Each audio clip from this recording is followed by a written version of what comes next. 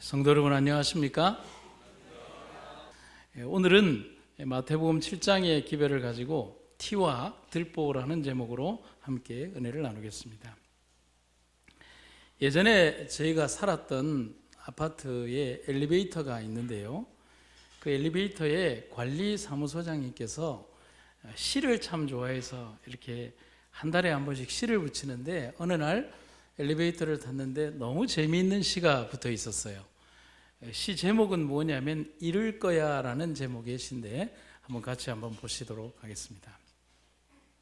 1학년 됐는데 이도 안 닦고 김치도 안 먹고 양말 벗어 아무데나 던지고 너 선생님한테 이룰 거야. 엄마는 자꾸만 겁준다. 1학년 됐는데 또 군것질이니 동생은 왜 때려? 선생님한테 혼내주라고 할 거야. 야단치는 엄마에게 1학년답게 말했다. 고자질은 나쁘대. 자꾸 그러면 선생님한테 이를 거야. 엄마한테 혼내주라고 할 거야. 참 시가 재밌습니까? 네. 오르락 내리락 하면서 보게 된 시인데, 보면 볼수록 참 많은 것을 생각하는 시였습니다. 사람들은 언제나 자기 측면에서 세상을 바라봅니다. 내가 볼 때 아름다우면 아름다운 거고, 내가 볼 때 아름답지 않으면 아름답지 않은 거예요. 내가 좋아하는 색으로 세상을 보고, 내가 배운 지식과 경험으로 세상을 측정합니다. 이렇게 놓았을 때 이쁜데 다른 사람들이 싫다고 하면 내가 아름다운데 왜 아름답지 않냐라고 불평을 하는 거죠.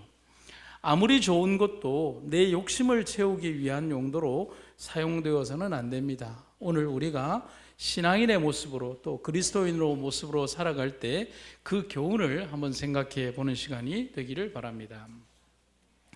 마태복음 5장에서 시작된 산상설교는 사람들에게 하늘의 위대한 진리를 전해줌과 동시에 모순된 삶을 사는 사람들에게 경종의 기별을 함께 전해주었습니다. 특히 오만과 독선, 비난에 익숙한 지도자들에게 던지는 오늘의 말씀은 오늘을 살아가는 그리스도인들에게도 굉장히 시사하는 바가 매우 크다는 겁니다. 비판적인 바리새인들의 모습에 대해서 영감의 기별은 이렇게 기록을 하고 있습니다.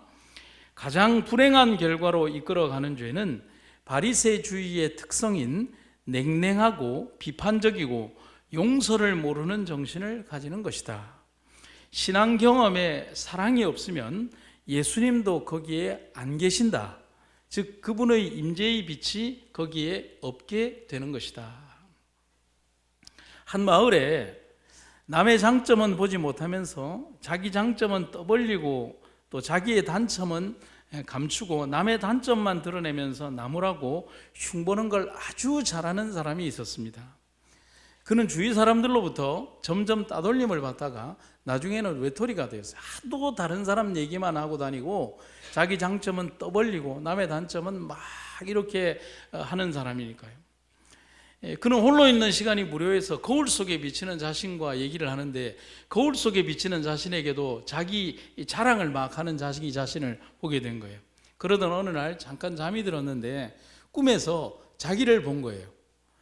자신의 어깨 앞뒤로 두 개의 가방이 매져 있더라는 거예요. 앞으로 하나, 뒤로 하나 이렇게 매져 있더라는 거예요. 그런데 그 가방을 열어보니까 자기가 보이는 앞의 가방에는 자신의 장점과 남의 단점이 가득 들어 있었고요. 그리고 자기가 뒤로 맨 가방 뒤에는 자신의 단점과 남의 장점이 들어 있더라는 거예요. 그러면서 그 가방을 보면서 꿈이 깼다는 것이죠. 많은 걸 생각하게 하죠. 이 이야기의 핵심은 대부분의 사람이 자신의 장점과 남의 단점은 앞에 두고 자기를 내세우고 남을 비판하고, 자신의 큰 단점은 남의 장점과 함께 뒤에다 둔 채 그것을 깨닫지 못하고 살아가거나 숨기며 살아간다는 것이죠. 성도 여러분, 그리스도를 닮는다는 게 뭡니까? 아니, 그 전에 질문을 해보면 여러분과 저는 그리스도를 닮고 싶으십니까? 아니에요? 다시 한번요. 여러분은 그리스도를 닮고 싶으십니까? 아멘이죠.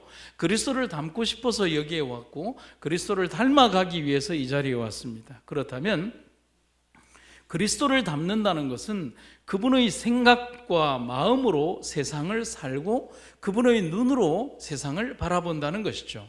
또 그분의 마음이 되어서 내게 아픔을 주었던 사람도 바라보는 것이고, 내게 주어진 환경도 예수님의 눈으로, 예수님의 가슴과 마음으로 모든 상황을 보려고 한다는 것입니다. 그래서 우리는 살아가면서 항상 질문을 해야 되죠. 예수님이라면 과연 이때 무슨 말씀을 하셨을까? 예수님이라면 이때 어떤 선택을 하셨을까? 예수님이라면 이때 어떤 마음으로 그 사람을 대하셨을까? 예수님이라면 이때 그 사람에게 뭐라고 말씀을 하셨을까? 답은 나와 있는 겁니다. 오늘 그런 마음을 가지고 한번 우리 자신에게 생각을 해보도록 하겠습니다. 마태복음 7장 4절에는 이렇게 기록이 되어 있습니다. 보라, 네 눈 속에 뭐가 있는데? 들보가 있는데, 이것을 쉬운 번역으로 보면 아주 이렇게 재미나게 번역이 되어 있습니다. 네 눈 속에 뭐가 있으면서? 나무 토막이 있으면서 라고 되어 있어요. 이 글이 기록될 당시 이러한 지적을 받았던 제일 먼저 1차적인 대상은 바리새인들을 포함한 종교 지도자들이었습니다. 그들의 삶이 항상 그랬어요. 모든 믿음의 표준이 자신들이었고 자신들만이 의로웠어요. 자신들의 하는 행동은 항상 의로웠기 때문에 의롭지 않은 사람들을 바라보면서 항상 지적을 할 수 있었어요. 너는 왜 그래 사느냐? 너희들의 삶은 왜 그러냐라고 얘기를 하는 거예요. 적어도 자신들의 행동은 존경받을 만한 것이었고 다른 사람들의 행동은 비판받거나 비난받을 일이었다는 사실인 겁니다.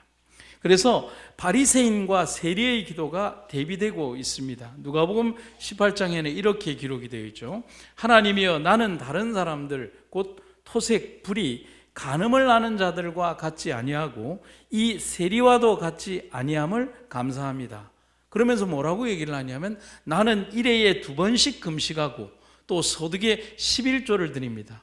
여러분, 여기에 보면 바리새인이 완벽한 삶을 살고 있습니까? 살고 있죠. 적어도 외형적으로 볼 때, 우리 인간의 눈으로 볼 때 그는 너무나 철저한 11조를 드리고 안식일을 지키고, 그리고 다른 사람들처럼 부정한 이득으로 수입을 잡지 아니하고 거룩한 삶을 살고 있어요. 그런데 성경의 뒷부분으로 읽어가면 하나님은 바리새인의 기도가 아닌 세리의 기도, 죄인의 기도를 들었다라고 기록하고 있습니다. 왜 그럴까? 그들의 기도에는 정말 담겨 있어야 될 겸손과 회개가 없었기 때문에 그렇다는 사실인 거예요.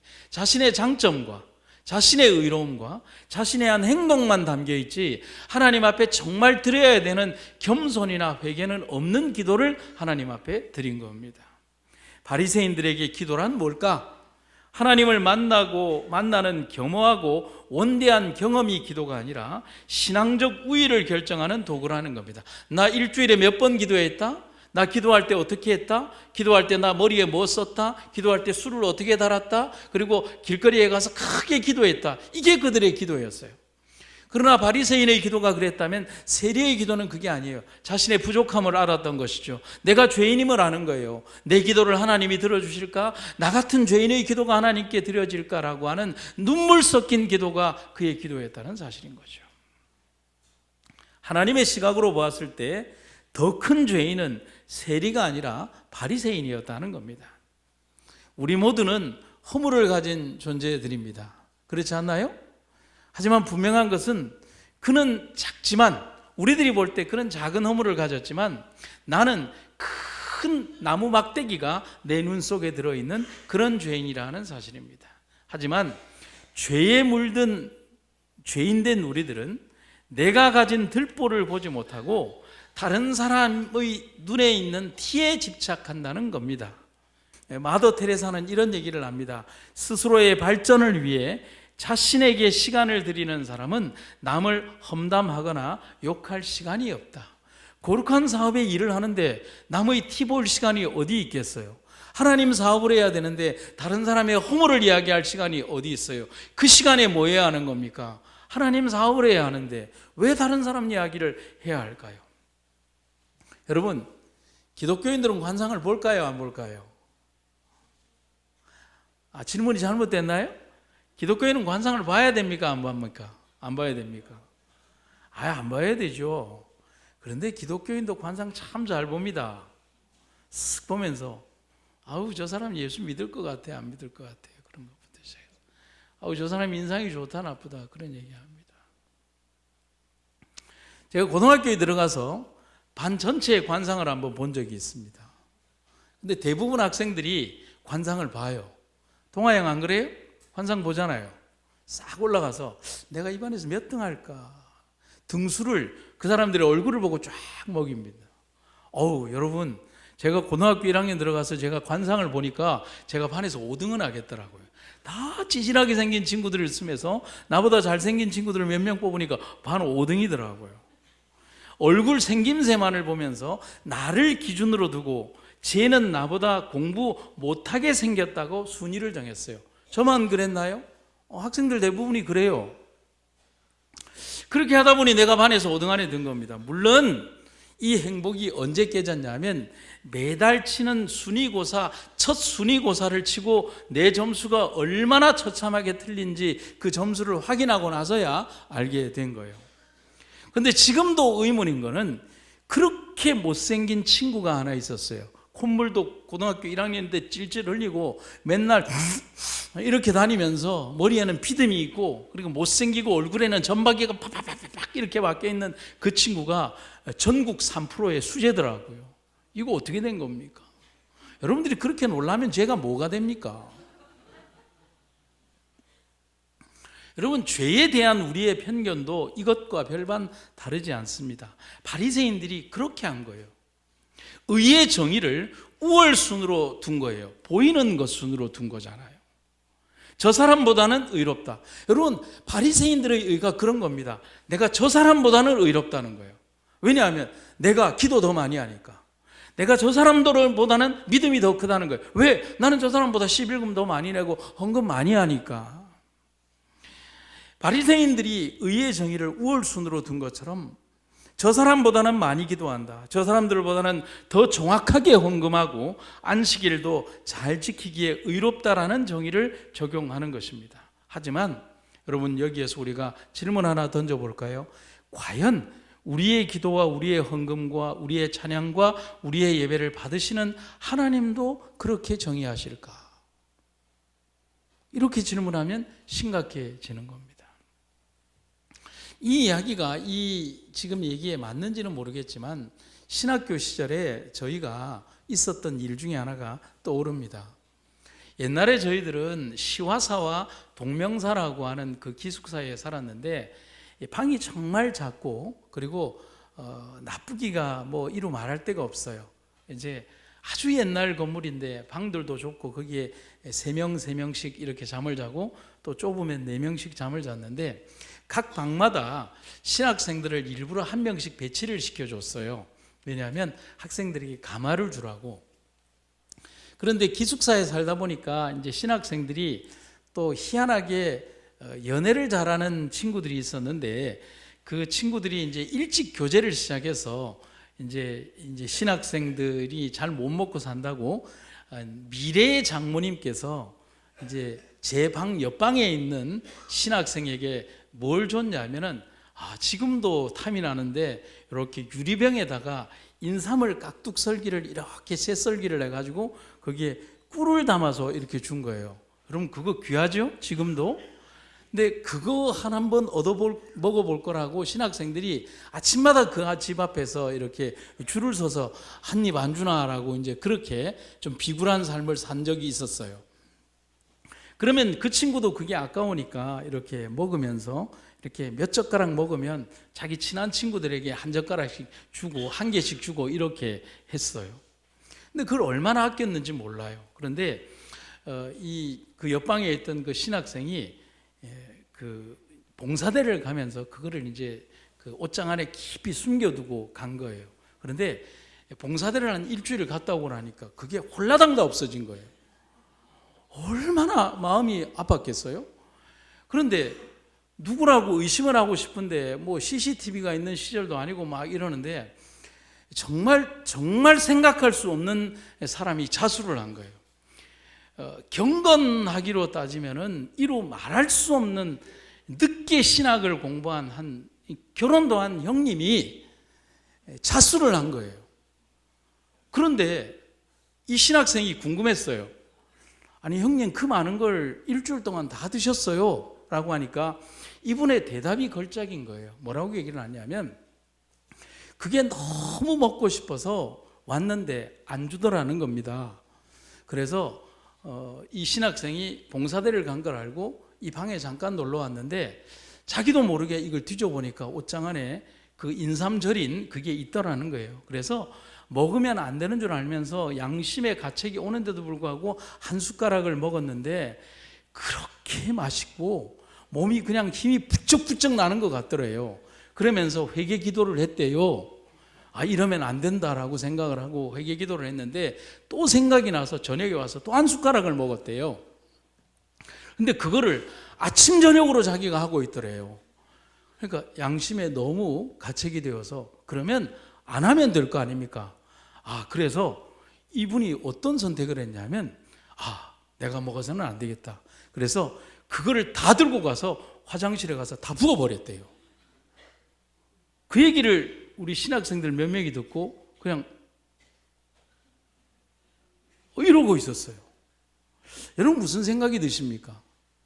잘못된 행동을 다루는 방식에 있어서 그 형님의 행동을 통해서 우리는 무엇을 봤냐면 바리새인들이 죄에 대하여 임하는 태도가 저런 것이구나. 자기의 행동을 개선하려고 하지 않고 어떤 외형적인 것, 자기에게 거치는 것을 오히려 죄라고 말하면서 그것에다가 미루어 버리고 그것을 없애면 되겠지라고 하는 행동으로 그렇게 치부하는 것은 아닐까. 우리의 모습들이 그렇지는 않을까라고, 그것이 몇십 년이 지났지만 우리의 머릿속에서 지워지지 않는 행동으로 기억이 되는 겁니다. 영감의 기별을 한번 보시겠습니다. 바리새인들은 이런 부류에 속했다. 그들은 영적 교만으로 가득 찬 채 나왔으며 생각하는 것이 그저 뭐라고요? 내 자신, 내 지식, 내 방법뿐이었다. 그들은 자기들이 성취한 것들을 기준 삼아 다른 사람들을 비판했다. 더 놀라운 사실은 그 형님이 와서 이 인삼 주인인 신학생 동생에게 미안하다라고 하지 않고 뭐라고 얘기를 했냐면 너는 왜 그걸 두어서 나에게 시험을 줬냐라고 얘기를 했습니다. 정확하지 않습니까? 그런 거예요. 내 자신, 내 기준, 내 방법. 그래서 지 캠벨 몰간이라는 목사님은 들보에 대해서 정확하게 이런 정의를 합니다. 들보란 죄를 말한다. 아멘입니까? 들보란 어떤 죄를 말하는 거예요. 특히 영적 깨달음에 장애를 일으키는 죄가 들보라는 거예요. 근데 그 들보가 어디에 있다고요? 다른 사람의 눈에 있는 게 아니라 내 속에 있다는 거예요. 영적인 시야를 가리는 치명적인 실명의 원인이 되는 죄가 들보라는 겁니다. 근데 왜 못 볼까요? 이 들보가 여기에 있는데. 여러분 손을 들어서 이렇게 자기의 눈을 이렇게 한번 가려보시죠. 한번 들어보세요. 이렇게 한쪽 손으로 이렇게 들보보다 큰 걸 이렇게 한번 가려보세요. 보입니까? 안 보입니까? 보여요. 이게 이렇게 있어도 여러분 시야가 보여요. 그래서 내 눈에 있는 들보가 안 보이는 거예요. 희한하죠? 왜 못 보느냐? 인간의 교만 때문에 못 보는 겁니다. 다 잘 보이는 것 같은데 교만이 자신을 못 보게 하는 겁니다. 다른 사람의 허물은 기가 막히게 잘 보면서 자신의 허물은 못 보게 하는 교만은 교통교만과는 달라요. 남의 티에만 집착하고 자신을 보지 못하게 만드는 들보는 빼야 합니다. 그렇지 않으면 영원히 보지 못하는 영적 장님이 되어버리는 겁니다. 우리의 영적 공동체에도 이런 교만이 있음을 기억하도록 합시다. 비판은 바로 그런 교만의 다른 모습이라는 겁니다. 그래서 찰스 스윈돌이라고 하는 목사님은 비판하지 말아야 될 7가지 이유를 아주 정확하게 이렇게 기록을 하고 있습니다. 첫째, 우리는 모든 사실을 다 알지 못하니까 비판하면 안 된다. 맞나요? 실제로 모르잖아요. 두 번째, 우리는 그 동기를 완전히 이해하지 못한다. 맞죠? 여러분 어떤 사실에 대한 비판을 하기 전에 우리 인간은 유한하기 때문에 어떤 내용이냐면 누가 나에게 말해준 첫 번째 이야기가 진실의 기준이 되어버려요. 그래서 누군가 뭔가를 먼저 얘기하면 그걸 기준으로 다른 사람을 평가하잖아요. 그래서 비판하면 안 돼요. 셋째, 우리는 완전히 객관적으로 사고할 수 없다. 누군가에게 먼저 마음이 가는 거예요. 넷째, 그 상황에 있지 않으면 정확하게 알 수 없다. 다섯째, 우리가 보지 못하는 부분이 있다. 여섯째, 우리에게 편견이 있고 시야가 흐려질 수 있다. 일곱째, 우리는 불완전하고 일관성이 없다. 여러분 공감이 되십니까? 그래서 비판은 가장 피해야 할 행동임을 기억을 해야 합니다. 여러분 우리 삶에서 정말 억울해서 미칠 것 같은 삶의 경험이 있으십니까? 있죠. 다른 사람의 비판이 나에게 칼이 되어 왔을 때요. 바꿔 생각을 하면 그 누군가가 정말 미치도록 억울했던 적이 있습니다. 어쩌면 나의 비판이 그 사람에게 칼끝이 되었을 수도 있다는 사실입니다. 그래서 우리는 적어도 영적 공동체 안에서 비판하지 말아야 하는 겁니다. 예수님은 그런데 이 들보를 뭐라고 정의하느냐면 외식이라고 정의합니다. 그런데 이 외식의 의미를 잘 보면 진실되지 않은 마음의 상태를 외식이라고 합니다. 참 기가 막힌 정의의 해석이라고 할 수 있어요. 그런데 여러분 그거 아십니까? 진실되지 않은 마음에 하나님의 성령이 거할 수는 없다는 사실이요. 곧 외식하는 자는 하나님의 성령이 거하지 않는다는 겁니다. 마태복음 23장 전반에 걸쳐 기록된 바리새인들의 외식에 대한 선언에서 그들의 교만과 거짓을 하나님은 심판하십니다. 그들이 아무리 하나님의 사랑과 은혜를 높이 외쳐도 그것에 대해서 울리는 꽹과리일 뿐이라고 하나님은 경고하는 것입니다. 성도 여러분, 우리가 하나님 안에서 사랑하라, 다른 사람을 관용하고 용서하라, 이 공동체 안에 진실로 사랑의 은혜가 넘치도록 하라. 왜 하나님의 의를 덮어주는 사랑이고 입혀주는 사랑이라고 이야기를 할까요? 여러분, 우리는 너무나 허물이 많은데 하나님 앞에 나온 그 사람이 그의 의로 구원을 받을 수 있을까요? 안 돼요. 그래서 하나님께서는 당신의 의로 나를 옷 입혀 주신다는 것이죠. 그래서 나의 의를 보는 것이 아니라 누구의 의를 보시는 것이죠? 예수님의 의를 보기 때문에 그렇다는 것입니다. 어떤 분의 글에 보면 이런 글이 있습니다. 나는 누구일까요? 나는 치명적인 타격을 가할 수 있는 힘과 기술이 있다. 나는 상대방을 죽이지 않고도 승리할 수 있다. 나는 가정과 국가 그리고 어떤 조직도 파괴할 수 있고 수많은 사람을 파괴시킬 수 있다. 나는 바람의 날개를 타고 여행한다. 아무리 순결한 사람이라도 내게는 무력하고 아무리 깨끗한 사람이라도 내게는 더럽다. 나는 바다보다 더 많은 노예를 거느리고 있으며 나는 결코 망각하지 않으며 결코 용서하지 않는다. 내 이름은 비난이다. 여러분 무섭지 않나요? 비난이나 비판, 다른 사람을 미워하는 마음은 이토록 무서운 무기가 되어 누군가를 몰아갈 수 있다는 사실입니다. 그 대표적인 사람이 누구냐 하면 바로 요셉이라는 사실이죠. 요셉의 삶을 보면 그는 이렇게 비난받는 대상의 삶을 살았지만, 그는 의로운 삶을 살았지만 그는 비난의 대상으로 살았다는 사실인 것입니다. 그가 의를 지키기 위하여 하는 행동이 비난받았고 그의 의로운 행동이 아주 파렴치한 범죄자로 취급받을 수 있었다는 사실인 것이죠. 그래서 영감의 기별에 이런 얘기를 합니다. 남을 비판하지 마십시오. 비판의 정신은 하나님의 백성들의 무엇을 갉아먹습니다? 생명을 갉아먹습니다. 우리가 쓰레기를 쌓을 수는 없습니다. 하늘은 쓰레기를 쌓아가고 있는 일들을 내려다보고 있습니다. 여러분, 제가 주례를 설 때 자주 쓰는 표현이 있습니다. 한번 여러분들이 신랑과 신부라고 생각을 하고 한번 돌아와 보시죠. 자, 오른손을 한번 들어보시죠. 다 들어보세요. 자, 오른손을 신랑 따라해보세요. 신랑. 왼손을 그러면 신부. 미나 양 잘 봐요. 네. 곧 오잖아. 네. 자, 오른손의 손가락에 튀어나온 부분을 따라해보세요. 신랑의 장점, 남편의 장점. 그럼 들어간 부분은요? 남편의 단점. 그러면 왼손에 이 튀어나온 손가락은 뭘까요? 아내의 장점. 들어간 부분은 아내의 단점. 우리가 생각할 때 사람과 사람 간의 결합 중에서 장점과 장점이 결합되면 최고의 결합이라고 생각을 합니다. 그러나 한번 보세요. 장점과 장점이 결합을 합니다. 우리 장로님 한번 나오셔서 이 손가락 한번 해주시겠습니까? 한번 나오겠습니다. 힘이 적으시네. 그 사람 한번 보세요. 잠깐 계셔 주시고요. 남편의 장점이 아내의 단점을 덮고 아내의 장점이 남편의 단점을 덮으면 이런 결합이 되죠. 장로님 한번 떼어보시죠. 답이 남아있죠. 아무리 해봐. 이 얘기는 제가 지어낸 얘기가 아니라 가정사역 책 중에서 사랑과 행복의 초대라고 하는 양은순 씨가 지은 책이 정말 좋은 책이 있습니다.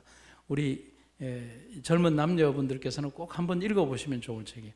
사랑과 행복의 초대라고 하는 책인데요. 거기에 보면 남편의 장점이 아내의 단점을 덮고 아내의 장점이 남편의 단점을 덮으면 절대로 끊어낼 수 없는 완벽한 결합이 이루어진다고 합니다. 장점과 장점의 결합이 아니라 장점과 단점이 결합되었을 때 상대 배우자의 장점이 상대 배우자의 단점을 덮어주는 결합이 최고의 결합이라고 하는 사실인 것입니다. 그래서 예수님께서 우리의 단점을 덮어주시면서 우리를 사랑하고 계시다는 사실인 것입니다. 완벽한 조건의 결합이 아니라 관용과 용서, 사랑의 결합이 완벽을 이룬다는 사실입니다.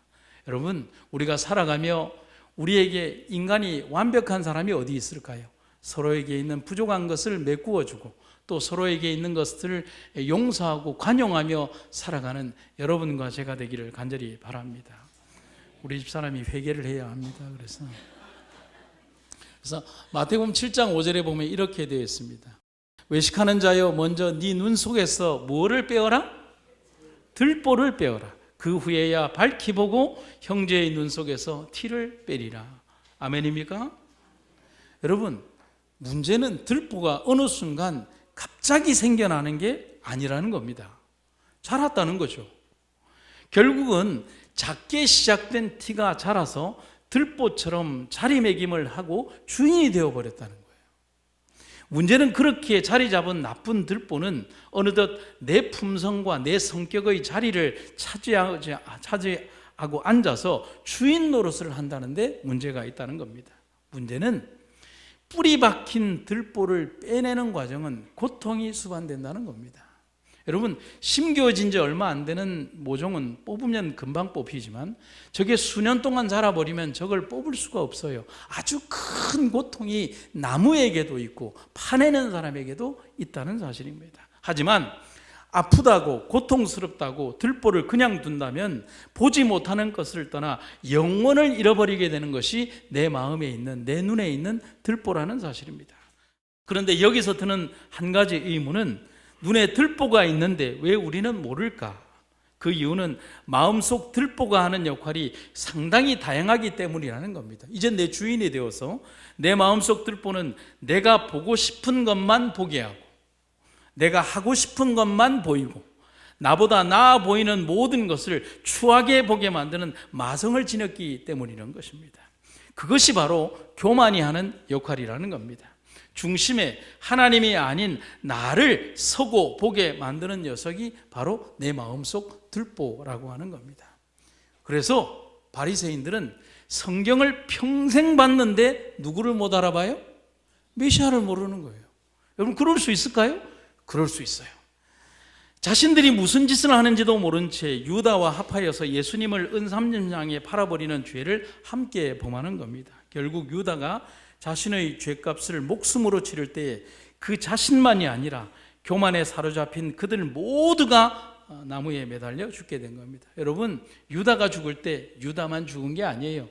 그를 판 모든 바리새인들이 그 나무에 다 달려 영적으로 죽은 겁니다. 그래서 분명히 들보를 빼야 합니다. 그러면 오늘 우리는 이 두 가지를 기억해야 됩니다. 어떻게 하면 우리 마음속에 있는 들보를 뺄 수 있을까? 첫 번째, 타인의 허물을 보기 전에 예수님을 보면 됩니다. 아멘입니까? 다시 한번요. 타인의 허물을 보기 전에 예수님을 보면 됩니다. 아멘입니까? 자기 의에 사로잡힌 사람은 소중한 하나님의 기별을 가지고 다른 사람을 정죄하는 데 사용합니다. 여러분, 우리들의 과거가 그랬어요. 우리에게 주신 수없이 많은 영감의 기별을 가지고 이방인이라 칭하는 다른 사람들을 지적하고, 혹은 그렇게 살지 못하는 믿음에 연약한 사람들을 지적하는 데 우리의 영적인 기별들을 사용하며 살았습니다. 바리새인과 다른 게 뭐가 있나요? 타인의 결함을 찾아내는데 남다른 지각과 예민함을 가진 사람들이 있을 수 있다. 이런 사람은 나눔을 비난함으로 자신의 마음속에 있는 악을 감추거나 변명하려고 애쓴다. 사람이 악을 알게 된 것은 죄로 말미암아서였다. 최초의 부부는 죄를 범하자마자 서로 뭐하기 시작했다? 비난하기 시작했다. 인간은 그 본성이 그리스도의 은혜 아래 있지 않을 때 필연적으로 이렇게 밖에 될 수 없다. 여러분, 신랑과 신부가 콩깍지가 씌우면 아내의 반찬이 그렇게 맛이 없는데도 맛있다고 합니다. 근데 콩깍지가 벗어지면 그 맛을 느끼게 된다고 합니다. 그래서 어떤 장로님, 이 집사님 부부가 결혼한 지 40년 만에 싸움을 했대요. 그런데 싸우다가 갑자기 장로님이 집사님 이마에 있는 작은 사마귀를 보고 그 사마귀 때문에 당신이 얼마나 못생긴 줄 아냐고 막 지적질을 했대요. 그러니까 옆에 듣고 있던 우리 그 교인들 앞에서 싸웠으니까, 그래서 목사님이 하도 기가 차서, 아니 장로님 그 얘기를 왜 하십니까? 저 사마귀는 결혼 전부터 있었는데요. 그러니까 몰라, 지금 보이네 그러더라는 겁니다. 사람의 마음속에 그런 거예요. 사랑이 있으면 모든 것이 사랑으로 보이는데 사랑이 끊어지면 허물이 보인다는 겁니다. 여러분, 우리 성도들의 다른 가슴 성도들의 모습에 있는 모습에서 허물이 보이십니까? 우리 마음속에 사랑이 줄어드는 것입니다. 정말 예수님에게 사로잡힌 사람은 다른 사람의 허물과 잘못을 보지 않고 나 자신을 먼저 본다는 것입니다. 그래서 바울의 탄식이 나온 시점이 바로 그때였습니다. 로마서 7장 24절, 오호라 나는 공고한 사람이로다. 이 사망의 몸에서 누가 나를 건져내려. 지독히도 의롭게 살았던 사람 바울이 깨달은 것은 절대로 자신이 거룩한 존재가 아님을 안 겁니다. 그래서 이렇게 얘기를 하죠. 그리스도 예수께서 죄인을 구원하시려고 세상에 임하셨다 하였도다. 그 다음에 뭐라고요? 죄인 중에 내가 괴순이라. 바울이 느꼈던 고통은 육체적인 고통을 말하는 게 아닙니다. 여태껏 자부했던 자신의 믿음이, 그리고 동기가 얼마나 이기적이고 추악한 것이었던가를 발견하면서 오는 절망이었고, 그리고 즉시 밀려오는 하나님의 용서가 주는 감동이었습니다. 사도 바울은 자기 자신 속에 있는 자기 자신의 이 부족한 모습을 보며 많이 아팠어요. 여러분, 우리도 아파야 합니다. 다른 사람의 허물이나 다른 사람의 티를 보면서 만족감을 느끼는 것이 아니라 내 자신의 마음속에 있는 티가 보이고 들보가 보이면서 아파야 하는 게 정상이지 않을까요? 즉시 밀려오는 하나님의 용서가 주는 감동, 그 감동 속에 우리가 함께 살아간다면 이 교회가, 우리 성도들의 삶이 얼마나 아름다울까를 생각해 보는 것입니다. 두 번째, 들보를 빼는 두 번째 방법은 계속해서 예수님을 바라보는 것입니다. 아멘입니까? 결국은 정답이 뭐죠? 누구를 바라보면 된다는 거예요? 예수님을 바라보면 된다는 거예요. 사단은 우리에게 교만심을 심어주기 위해 억만분의 1초의 틈이라도 들어오려고 합니다. 우리가 어떻게 그런 강력한 사단의 공격을 이겨낼 수 있을까? 그것은 끊임없이 예수님을 바라보는 길밖에 없습니다. 마음속 들보가 사라지면 나에게는 티가 없을까요? 아닙니다. 연약한 우리에게는 즉시 다른 티가 자리 잡을 겁니다. 그래서 우리는 매일의 경험에서 예수님을 매 순간 경험하며 사는 삶을 살아야 하는 것입니다. 그것만이 완벽하게 내 마음속 들보를 빼내는 유일한 방법이 되는 것입니다. 교회 정언에 있는 말씀입니다. 예수의 사랑에 몰입된 영혼은 예수를 명상하기를 좋아하고 예수를 바라봄으로 저와 같은 형상으로 변화될 것이다. 이렇게 해서 우리 안에 계신 그리스도는 영광의 소망이 되신다. 아멘입니까? 예수를 뭐하기 좋아하고? 명상하기를 좋아하고 예수를 바라봄으로 저와 같은 형상으로 변화될 것이다. 여러분, 삶에서 부족함이 있어도 돼요. 말 좀 잘못해도 되고 허물이 있어도 돼요. 실수해도 됩니다. 우리가 서로의 삶 속에서 용서하고 용서함을 받으며 예수님 안에 살아가기 위하여 우리가 이 교회에 모이는 것 아니겠습니까? 여러분들 앞에 잘 차려진 양복 입고 넥타이 잘 매고 잘 차려진 와이셔츠를 입는다 하더라도 내 마음속 삶의 깊은 곳에 저지르는 허물과 죄, 나만의 허물 없을까요? 수없이 많은 허물들이 있겠지요. 그러나 여러분들이 눈에만 가리워졌을 뿐, 그러나 예수님은 다 보고 계시지요. 어제 내가 무슨 생각을 했는지, 어제 내가 어떤 행동을 했는지, 내 개인적으로 어떤 허물과 잘못을 저질렀는지 수없이 많은 그 허물들을 용서받으며 살아가고 있기 때문에 오늘 살아가는 이 하루가 은혜임을 고백하는 것입니다. 이런 내가 누구를 평가하겠습니까? 이런 죄인이 누구에게 비판을 하겠습니까? 이런 내가 누구에게 대하여 그 허물을 지적하겠습니까? 나의 오늘 살아가는 이 하루가 은혜임을 고백합니다. 제가 마지막으로 한 선교사 부부를 소개하고 말씀을 마치도록 하겠습니다. 아주 오래전에 어느 선교사 부부가 아프리카의 어느 마을에 들어가서 선교를 하게 되었습니다. 그런데 너무 착한 원주민들은 백인 부부가, 그것도 태어난 지 얼마 안 되는 어린 아기와 함께 그 마을에 들어와서 살자 너무너무 궁금하고 너무너무 귀엽고 너무너무 살아가는 삶 자체가 전부 다 그냥 재미있어 보였습니다. 그래서 선교사 부부를 매일 따라가면서 선교사 부부가 눈 뜨는 순간부터 그들이 잠자는 순간까지 와서 구경하는 거예요. 그런데 선교사 부부에게 어떤 사건이 일어나는데 이런 일이 있었어요. 선교사 부부가 마을 사람들을 만나기 위해서 나가보니까 엄마들이 아기에게 젖을 먹이기 위해서 이제 공동 마을 사람들이 모이는 이 공동의 자리에서 이 아기를 안고 마을 아낙들이 전부 다 모여서 아기에게 젖을 먹이고 있는데 아기만 안고 있는 것이 아니라 온 그 집안의 동네 개들이 다 그 주변에 다 있더라는 거예요. 저게 무슨 일일까라고 보고 있으니까 아이들이 다 배불리 먹고 나자 그 다음에 기다렸다는 듯이 동네 개들이 전부 다 달려들어서 그 엄마들의 그 젖을 빨면서 젖을 먹더라는 거예요. 여러분 상상이 가십니까? 아이들이 먼저 먹고 개들이 젖을 빨아먹는 거예요. 근데 어느 아기 엄마도 제지하거나 도망가거나 더럽다고 피하는 엄마들이 없었어요. 그래서 선교사들이 보니까 미개한 민족이라서 그렇구나. 아이고 저걸 어째. 개들은 조금 전에 아기들이 물었던 엄마들의 젖을 마음껏 먹은 다음에 이렇게 돌아가더라는 거예요. 선교사 부부는 큰 일이다 싶어서 그들이 얼마나 위험한 일을 하는가에 대해서 문명인으로서 충고를 해줬습니다. 그러면 안 된다고. 그런데 그들의 반응은 왜 안 되지? 라는 것이었습니다. 아니 내 젖인데 왜 개들에게 주면 안 되지? 라고 하는 것이었습니다. 며칠 후 선교사 부부는 여느 때와 다름없이 일어나서 이제 창밖을 봤습니다. 그런데 항상 원주민들이 선교사 부부가 사는 문 바깥에서 담에서 한 수십 명이 이러고 있는 겁니다. 깼네? 오늘은 뭘 할까? 신기한 거예요. 하얀색 백인 부부가 그냥 인형 같은 아기를 안고 있으니까 그냥 그게 재미가 있는 거예요. 하루 종일 이러고 있는 거예요. 그런데 원주민들의 눈이 반짝거리면서 너무나 궁금한 사건이 하나 벌어진 겁니다. 저게 뭐지? 선교사 부부의 어린 아기가 무언가를 입에 물고 쭉쭉 빨고 있는 무슨 통이 있는 겁니다. 여러분들은 아시죠? 뭡니까? 젖병이잖아요.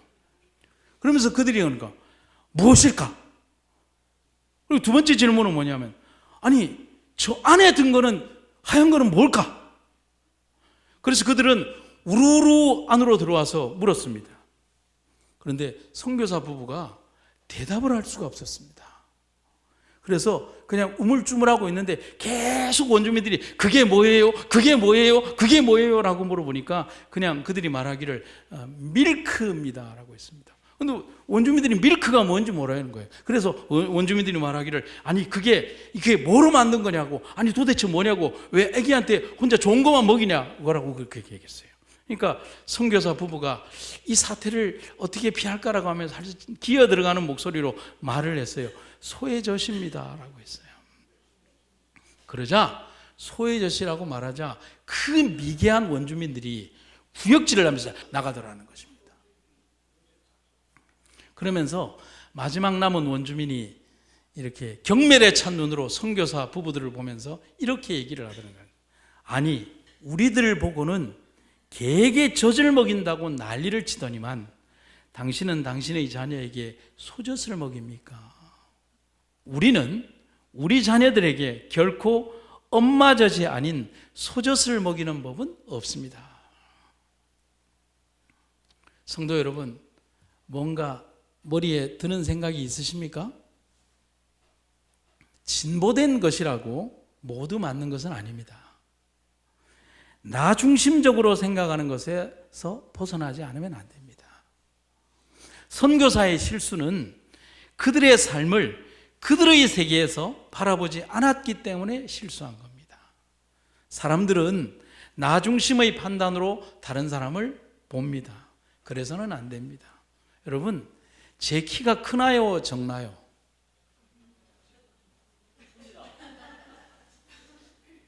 거짓말하지 마십시오. 그래서 저는 강동진 집사가 오면 그렇게 싫어요. 그럼 제 중학교 시절 얘기를 해드릴까요? 제가 이게 초등학교 때부터 거의 자라지 않은 키거든요. 그러니까 중학교 때까지만 해도 한 덩치 하던 덩치입니다.